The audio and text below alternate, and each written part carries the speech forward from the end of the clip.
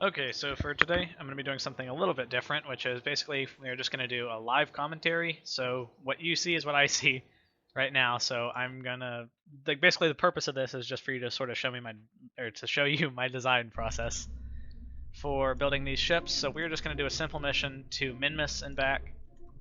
Actually, we'll do Mun because that one's a little bit more difficult than Minmus, even though it's closer. So we're just going to start with a Mark 1 command pod and Mark 16 parachute. That's going to carry just one Kerbal for us because we need to, since it's such a short mission, we're not going to have to worry about having any other Kerbals and like having a pilot Kerbal maybe that would require, eliminate our need to be connected to the Kerbal Space Center to let us control the rocket. So I will just give us a little bit of fuel. This is going to be our lunar stage, and we're going to take a Terrier engine. Where is that? There it is. And again, I'm going with Terrier engine just because it has a solid thrust-to-weight ratio. It's a pretty light engine, and it's pretty fuel efficient. Speaking of, this stage will have about 2,500 meters per second of delta V. That's pretty good. For landing gear, as per usual, just because that gives us a little more wiggle room for our landing and makes that a bit easier, so we don't have to worry about landing on 3 and tipping over. We'll also add on one, where is it? one fixed solar panel, just to give us some extra power while we're away from home. I think that's about it for the lunar stage. We'll go ahead and put on a decoupler and attach the, where is it, the fairing. And this is a pretty small ship, so the fairing doesn't need to be, whoops, doesn't need to be too big. And we're going to go ahead and turn on clamshell deploy and 3 sides. Basically, clamshell deployment makes it so that whenever we decouple, it slides away into like 3 nice pieces, as opposed to the normal version where it sort of just shatters into 1,000 pieces.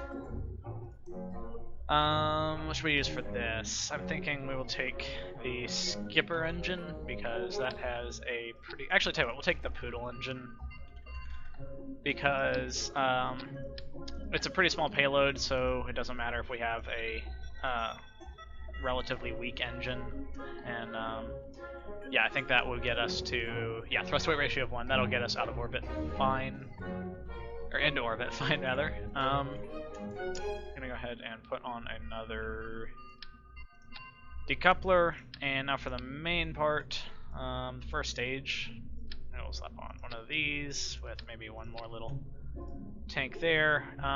We'll go with the mainsail engine. Where is it? Mainsail. Mainsail engine, solid. You know, it's not super fuel efficient, but it's powerful and helpful for getting us off the ground. And we will go with, as per usual, probably just 2 side boosters here, and I'm trying to think what booster we should use. Maybe is Pollux too big? No, that's about right. Okay. So 2 Pollux boosters. Let those down a little bit, and we need to get some nose cones on there to produce less drag.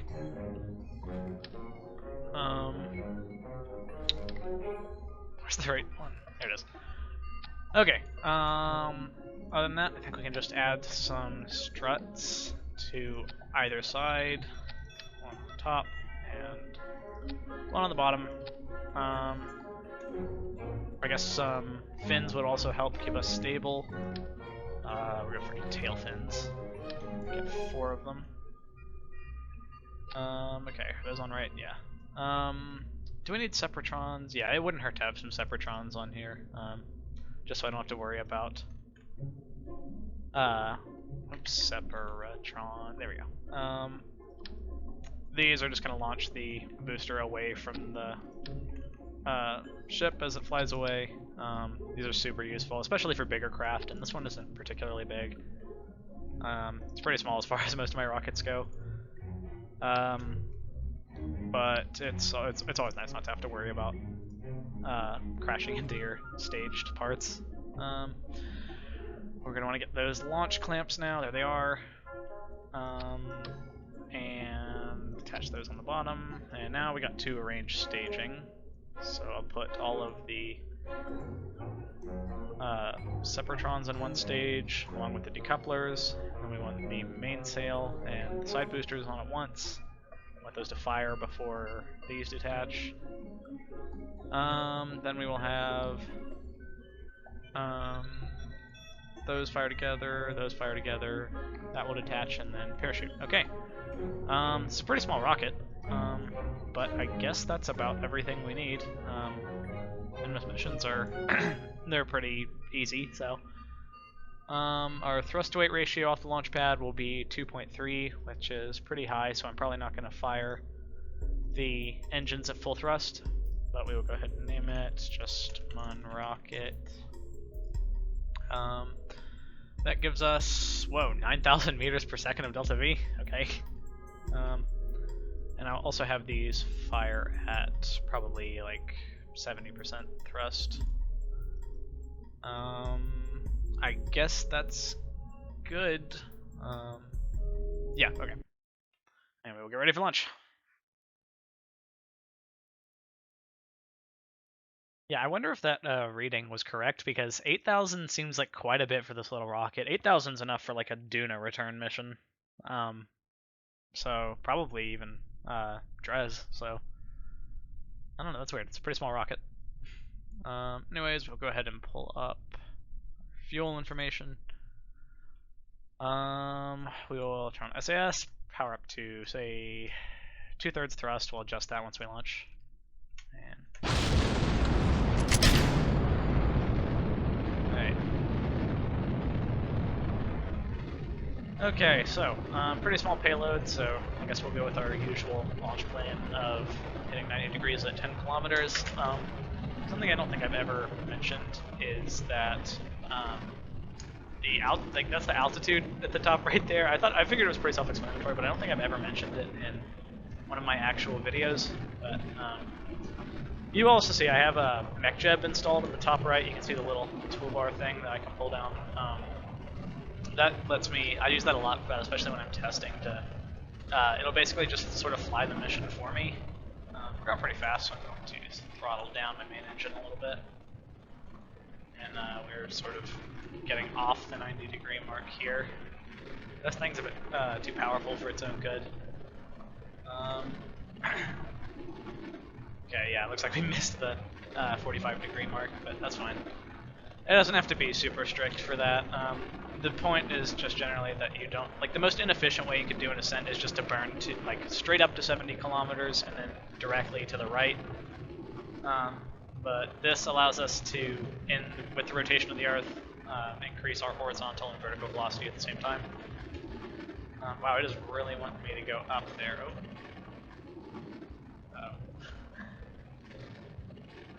Oh boy.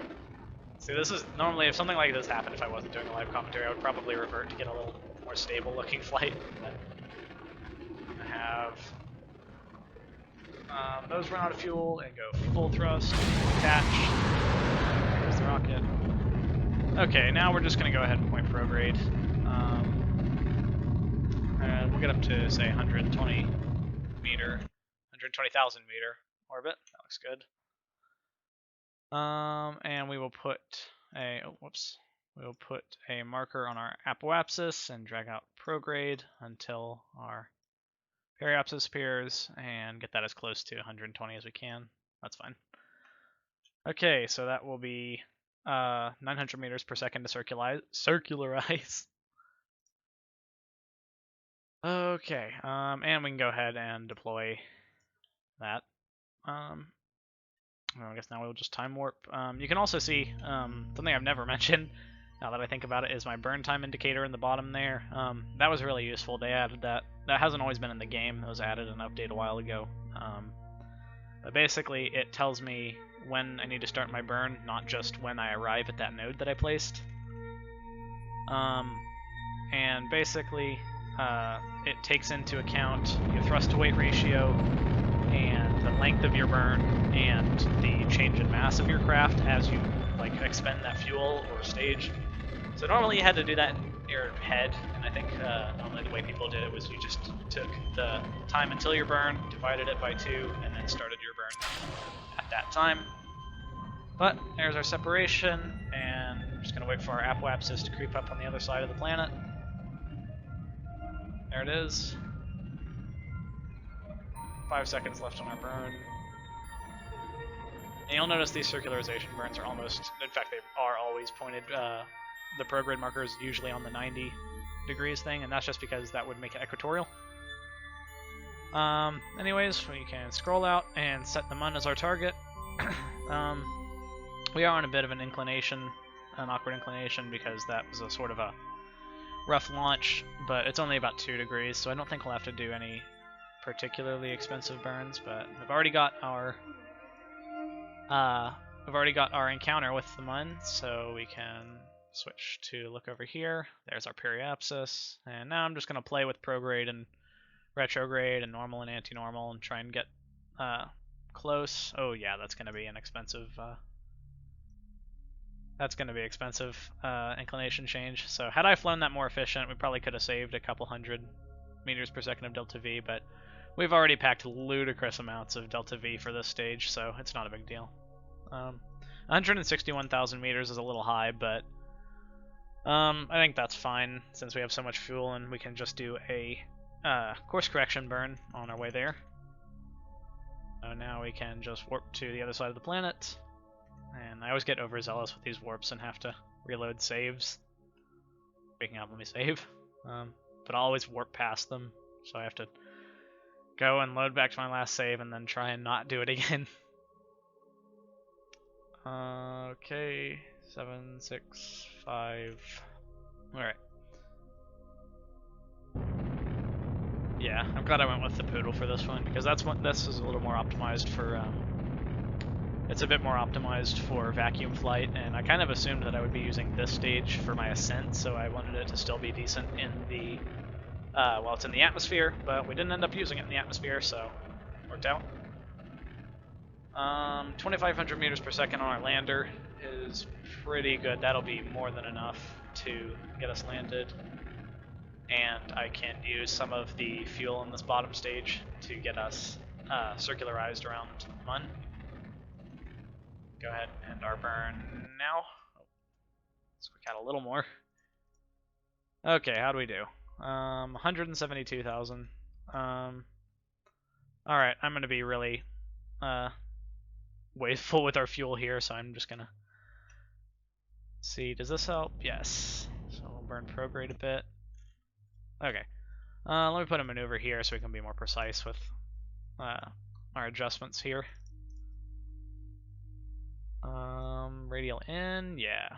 We'll shoot for around 60 kilometers. That's usually what I go for when I'm doing Mun missions, because it really doesn't have any particularly big mountains that I have to worry about, so I can afford to go pretty low. And it obviously doesn't have an atmosphere, so I don't have to worry about atmospheric drag.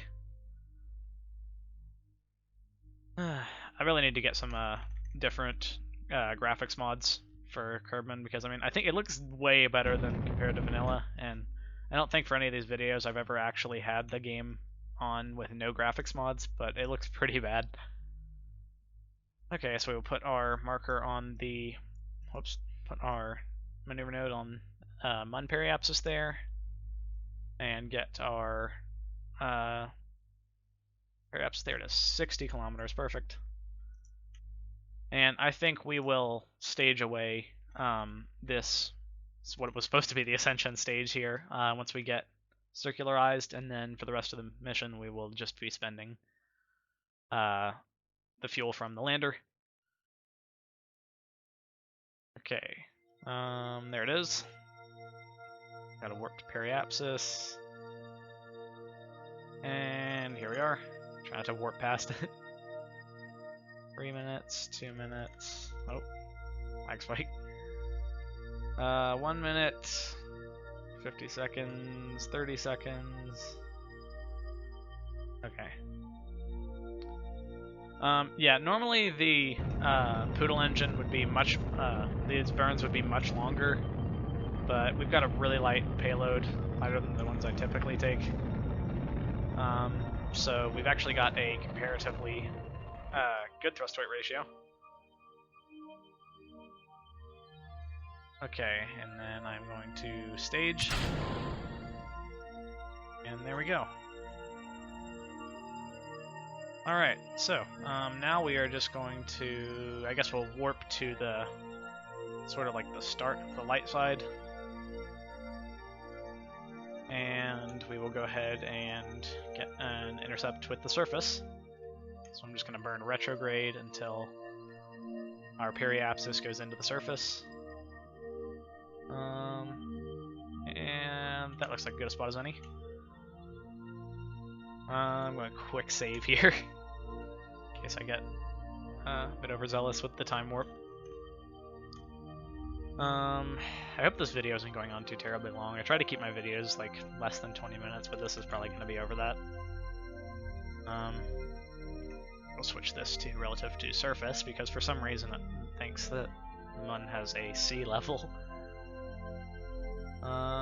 Okay, so we'll start our burn around 30-ish seconds. And ideally you want to start burning as late as possible to save fuel. But again, you know, we have tons of fuel, so okay. I'm gonna start burning now. And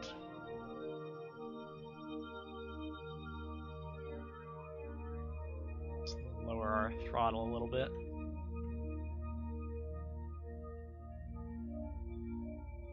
Okay, this is looking good. Not super efficient, but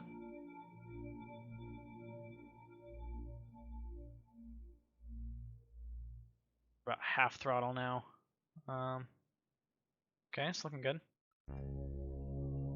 Go ahead and cut the throttle now. I think the lander can actually survive speeds of about 60 meters per second, but you obviously don't want to cut it that close.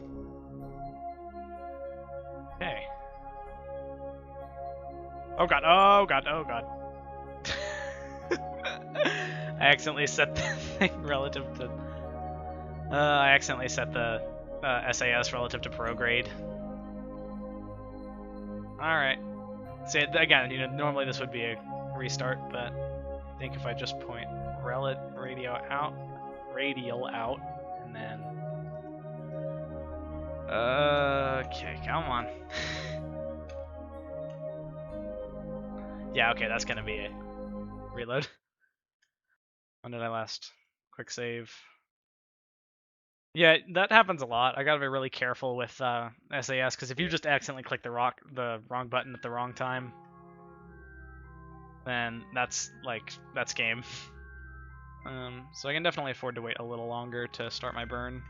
Try 20 seconds to impact.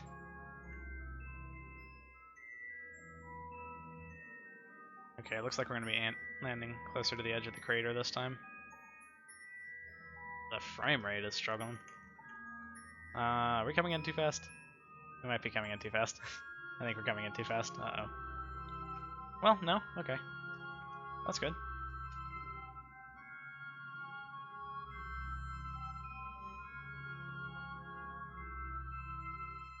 Okay, now we will point radial out. There we go. That's what I wanted to do the first time. Oh, come on! Oh my god. I'll probably cut this out.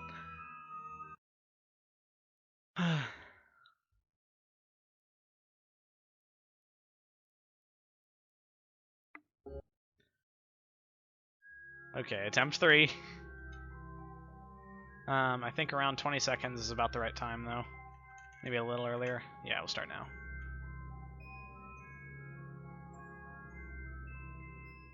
Yeah, that's what happens, is I just, a lot of this is trial and error. So you'll see me quick load and quick save a lot. But generally it's just this. It's me misjudging our height or altitude or speed or something like that. Oh, it looks like we're landing next to one of the little impact crater things, part of the DLC.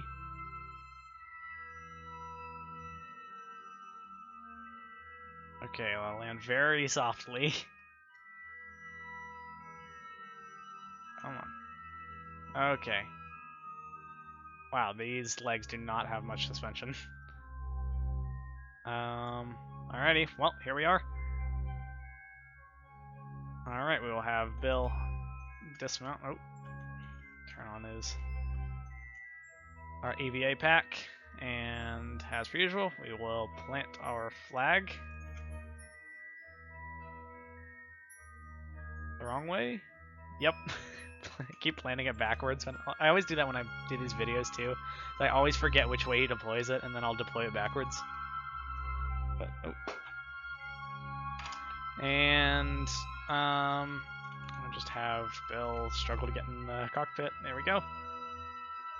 And tell you what, I never use MechJeb. We'll have MechJeb do this since we have an abundance of fuel. We will have it do ascent guidance. Oh god, okay, that's freaking out.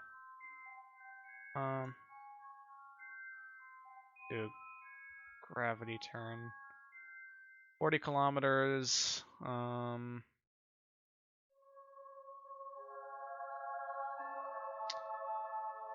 Okay, that should be good. Engage autopilot.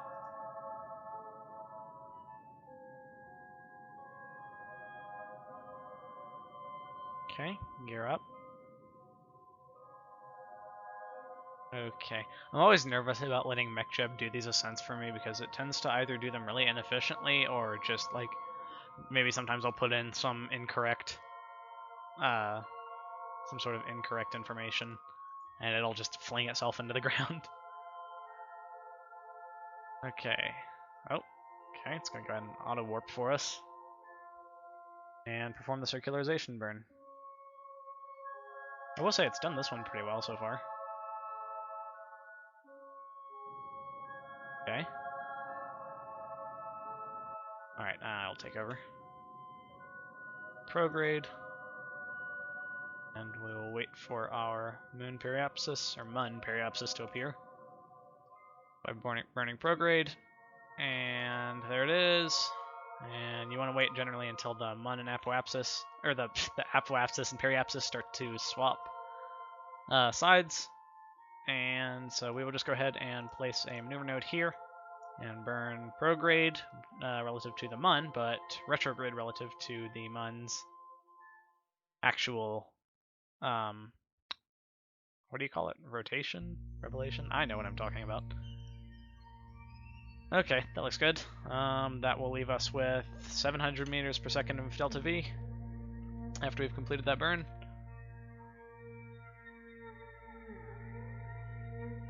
Okay, warp around. Oh, good lord, the frame rate. 5, 4, 3, 2, 1. Slow it down. Okay. Perfect. Finish that burn, and then we should be good to go ahead and stage, but normally I like to wait to stage until we get close to re-entry, because that gives me sort of a margin for error if I am that gives me some sort of margin for error if something happens with the predicted oh gosh, what do you call it? The predicted like path, or if something happens if I warp past it, because Kerbal Space Program also has this pretty cool glitch where if you are warping really fast and then you pass through a planet's sphere of influence, sometimes instead of crashing into the surface, you'll just like fly past the planet. But our periapsis is 104,000 meters into the surface. Re-entry in 80 seconds. And so we will detach right about now. Just like to wiggle the end of the ship a little bit to make sure whenever we're coming back in it doesn't crash back into us, because that has happened. Okay, re-entry in 5 seconds, and alright. We're not going very fast. About 3 kilometers a second, but it's not very fast by typical re-entry standards. Coming back from Joule, we'd probably be going closer to like 8,000. Yep, here's the So that's what would happen to us if we didn't have a heat shield. Because the heat shields are they're like way more powerful in this game than they need to be. So basically if you have a heat shield, you are guaranteed not to burn up on re-entry. Okay. Kind of sucks we're landing on the dark side, but whatever. Oh, maybe we'll get to see one of the Kerbal Space Program's pseudo-cities. They're not actually towns, but they're just, like, city textures. Here's the parachute. But they're just city textures on the ground that look like towns from space.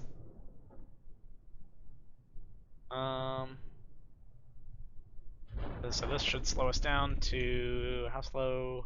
10 meters per second? 6.5. Okay, and we can also jettison our heat shield to shave off a little bit of extra weight and slow us down to 5.5 meters per second. Okay, so we obviously, we brought way more fuel than we needed to, and I didn't have to do a lot of like fuel-saving maneuvers. But going to the moon that's a pretty straightforward mission. So I don't know. Maybe if I ever end up doing one of these again, it'll probably be to somewhere a little more complex like Duna, but these videos do end up being pretty long.